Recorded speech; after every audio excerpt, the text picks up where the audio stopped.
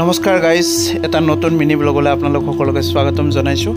আজি হ'ল আমাৰ মহাপুৰুষ শ্ৰী শ্ৰী হৰিদেৱৰ তিৰুভাৱ তিথি আৰু তিৰুভাৱ তিথি উপলক্ষে মই আপোনালোকক সম্পূৰ্ণ তিৰুভাৱ তিথি পোহৰিত কেনেকৈ পালন কৰা হয় সেইটো আপোনালোকক দেখাম। তো আজি হ'ল গন্ধোৎসৱ। এয়া চাওক গন্ধোৎসৱৰ চাকি জ্বলোৱা পৰ্ব।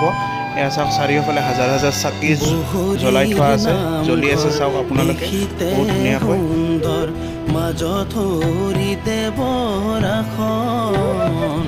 এয়া মই এতিয়া আছোঁ হাজাৰ হাজাৰ চাকিৰ মাজত, চাই লওক। আৰু মই এতিয়া আপোনালোকক গোটেইখিনি সভা মহোৎসৱ দেখাবলৈ চেষ্টা কৰিম।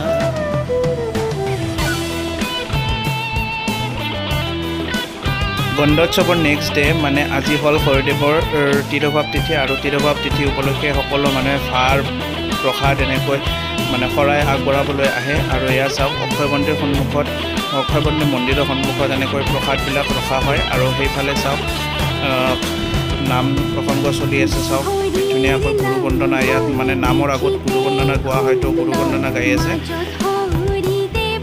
আৰু এতিয়া মই আপোনালোকক দেখাম এয়া পিণ্ডদান কৰিবলৈ মানে ব্ৰহ্মপুত্ৰত পিণ্ড অতোৱাবলৈ লৈ গৈ আছে। এয়াও আপোনালোকক দেখাই দিলোঁ।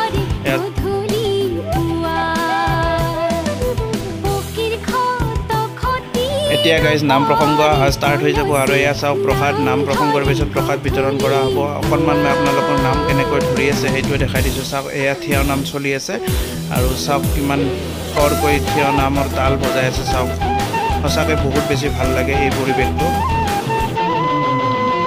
থিয় নাম শেষ হোৱাৰ পিছত শেষত আমাৰ সত্ৰৰ ভিতৰত নাম প্ৰসংগ কৰা হয়। নাম প্ৰসংগৰ পিছত প্ৰসাদ বিতৰণ কৰা হয়। এয়া চাওক সত্ৰৰ ভিতৰত কিমান বেছি মানুহ আছে, ময়ো আছোঁ মাজতে। আৰু চাওক কিমান বেছি মানুহ।